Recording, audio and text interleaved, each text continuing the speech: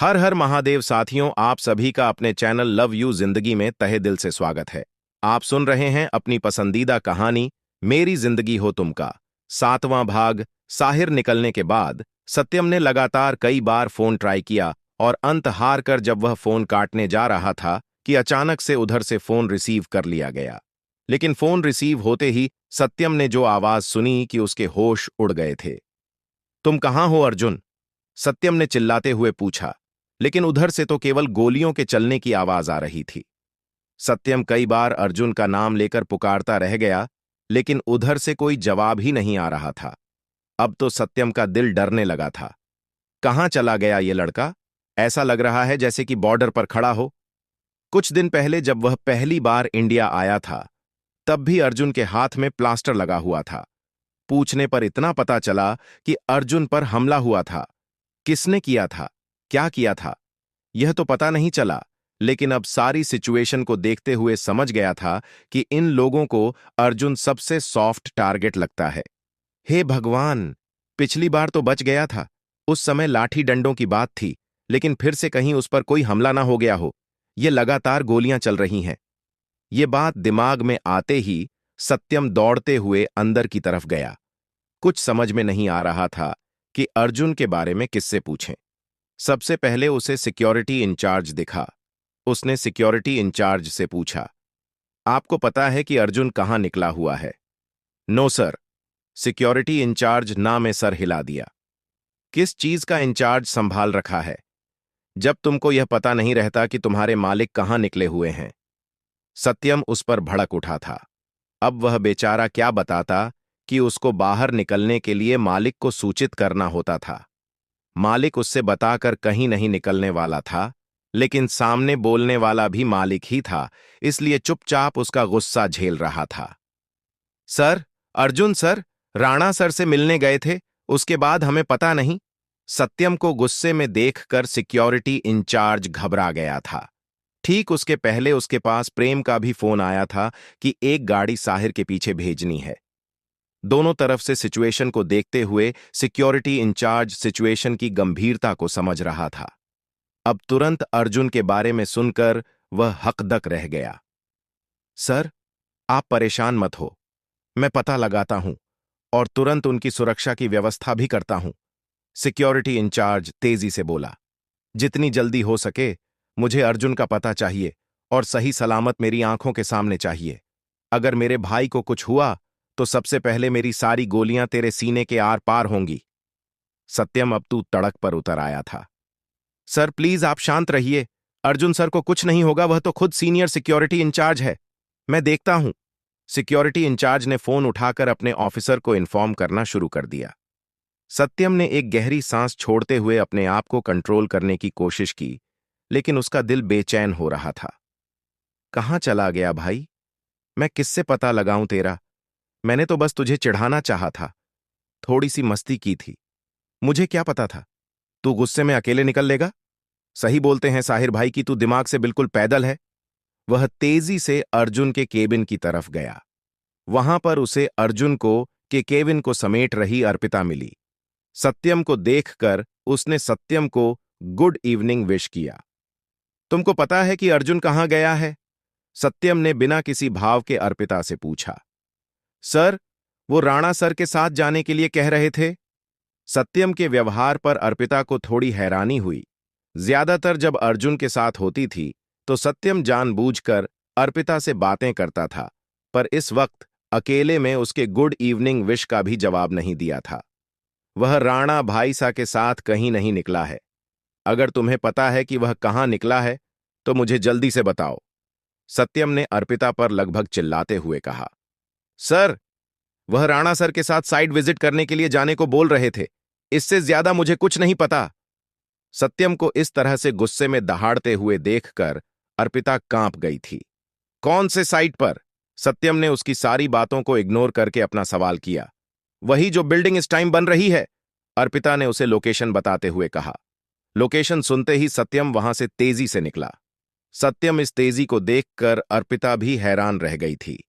Security in charge उस time अपने officer से बात कर रहा था। जल्दी से 2 गाड़ी सिक्योरिटी की हथियारों के साथ मेरे पीछे भेजो। सत्यम दूर से ही चिल्लाते हुए ऑर्डर दिया और अपनी गाड़ी की तरफ भागा। उसने अपनी गाड़ी सीधे उस साइड की ओर बढ़ा दी। सत्यम को इतनी तेजी में निकलते हुए देखकर सिक्योरिटी वाले बिल्कुल हैरान रह गए थे। सबको लग रहा था जैसे कि कुछ न कुछ गलत हुआ है। बिना कोई सवाल किए हुए वह लोग भी अपनी गाड़ी में बैठकर सत्यम को फॉलो करने लगे। इस वक्त सत्यम बिल्कुल अपनो हवास में नहीं था। गाड़ी की स्पीड 80, 90, फिर 100 ऊपर भागे जा रही थी। कुछ पलों में सत्यम साइड के बहुत नजदीक पहुंच चुका था, लेकिन उससे करीब 50 फीट आगे साहिर की वह गाड़ी लगी थी जिसे अर्जुन लेकर आया था। गाड़ी सुनसान सड़क पर अकेली खड़ी थी और उस पर लगातार गोलियां चल रही थीं। सत्यम ने अपनी गाड़ी में जबरदस्त ब्रेक लगाई और सामने का नजारा देखा। उसका दिल से एकदम धक से रह गया था, लेकिन वह कुछ समझ पाता उसके पहले ही उसके पीछे साइड से दोनों गाड़ियां निकलती हुई आगे बढ़ गईं। उन्होंने लगातार गोली चलाते हुए साहिर की गाड़ी को पूरी तरह से कवर अप कर लिया। जब इधर से सिक्योरिटी की गाड़ियों ने गोली चलाना शुरू किया तो उधर से गोलियों की बरसात बंद हो गई थी। चारों तरफ से जब साहिर की गाड़ी गिर गई, गोलियों की बरसात बंद हो गई तो एक गार्ड ने खिड़की खटपटाई, लेकिन अंदर से गाड़ी का लॉक नहीं खुल रहा था। सत्यम अपनी गाड़ी से बाहर निकल आया था, पर उसके कदम आगे नहीं बढ़ रहे थे। अपने गाड़ी के बोनट से लगा हुआ वह चुपचाप आगे देख रहा था। ऐसा लग रहा था कि पैरों के अंदर जान नहीं बची है और होठों से आवाज गायब हो गई हैं। एक गाड़ी के गार्ड से उस डायरेक्शन में भागी थी जिधर से कि गोलियों की बरसात हो रही थी। बाकी गार्ड ने साहिर की गाड़ी को कवर करके रखा हुआ था, लेकिन साहिर की गाड़ी का लॉक खुल ही नहीं रहा था। सत्यम का दिल बहुत बुरी तरह से डर गया था। कहीं अंदर बैठे अर्जुन को कोई गोली तो नहीं लग गई? क्यों आखिर वह गाड़ी नहीं खोल रहा है? तब एक गार्ड ने वाइपर को खींचकर प्रेस किया। यह एक तरह का सिग्नल था, जिसका मतलब था कि अब आगे कोई खतरा नहीं है। तो अर्जुन धीरे से दरवाजा खोलकर बाहर निकला। जान बची तो लाखों पाए। आज तो लगा था कि इसी गाड़ी के अंदर बैठे बैठे ही ऊपर का टिकट कट गया था। अर्जुन गाड़ी से बाहर निकलकर अपने हाथ पैर सीधे करने के अंदाज में बिल्कुल रिलैक्स होते हुए बोला। अभी उसके ऊपर हुए हाथ नीचे आते उसके पहले ही सत्यम तेजी से उसके पास आया और उसके गले लग गया। माफ कर देना भाई, सारी गलती मेरी है। मैंने सिर्फ एक मजाक किया था। मैं नहीं जानता था कि तू अकेले इधर निकल आएगा। आज तुझको कुछ हो जाता तो मैं क्या करता? सत्यम भींगे अंदाज में बोले जा रहा था। सत्य की बातें सुनकर अर्जुन चौंक सा गया, लेकिन जिस कदर सत्यम ने उसे पकड़ रखा था, उसके अंदाज से अर्जुन को साफ पता चल रहा था कि उसका दिल बुलेट ट्रेन की भांति चल रहा है। इसका मतलब था कि सत्यम को भी इस हमले की जानकारी नहीं थी और वह उसको इस हालत में देखकर डर गया है। मैं ठीक हूं भाई, इतना परेशान क्यों हो रहा है? पर अर्जुन को उसका परेशान होना समझ में नहीं आ रहा था। सत्यम ने धीरे से अर्जुन को छोड़ा। सॉरी भाई, मैंने तो सिर्फ साहिर भाई पर अपना अधिकार दिखाने के लिए तुझे चिढ़ाया आया था कि वह तुझसे ज्यादा मुझे इंपॉर्टेंस देते हैं। मगर मैं नहीं जानता था कि तू चिढ़ में अकेले इधर निकल आएगा। तेरे ऊपर ऐसा हमला हो जाएगा। मुझे तेरा ध्यान रखना चाहिए था। सत्यम अपनी आंखें चुराते हुए बोला, जिस पर अर्जुन का ठहाका गूंज उठा। तब तो मुझे आपको थैंक यू बोलना चाहिए, क्योंकि अगर आप मुझे नहीं चिढ़ाते तो मैं आपको जलाने के लिए भाई की गाड़ी लेकर नहीं आता, और अगर भाई की गाड़ी लेकर नहीं आता तो अब तक गाड़ी के अंदर ही गोलियों से भून दिया गया रहता। अर्जुन ने साहिर की गाड़ी पर हाथ फेरते हुए कहा। मतलब? सत्यम समझ नहीं पाया था। मतलब यह कि मैंने भाई की गाड़ी ले ली थी ताकि आपको अंदाजा हो सके कि मैं भाई के कितने नजदीक हूं। पर यह गाड़ी बुलेट प्रूफ है। इस पर किसी भी तरह की गोली का असर नहीं होता, और आज आपके मजाक में ही मेरी जान बच गई, वरना अगर मैं अपनी गाड़ी से आया रहता तो वह तो पहले ही बुलेट में उड़ गई रहती। अर्जुन ने सत्यम के कंधे पर हाथ रखते हुए कहा। पर तुम पर हमला किसने किया? सत्यम ने पूछा। जवाब में अर्जुन ने अपने कंधे उसका दिए। मैं तो सीधे साइड पर आ रहा था।